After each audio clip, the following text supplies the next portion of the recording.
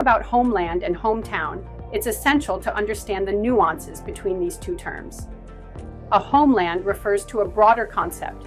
It's the country or region where a person feels a deep connection, often tied to cultural, historical, or ethnic roots. For instance, someone might identify their homeland as India, reflecting their heritage and the collective identity of their people. On the other hand, a hometown is much more specific. It's the particular town or city where someone grew up or currently resides. Think of it as the place where you have personal memories, like your first school or favorite hangout spot. While your homeland can encompass a vast area with diverse cultures, your hometown is a microcosm of your individual experiences.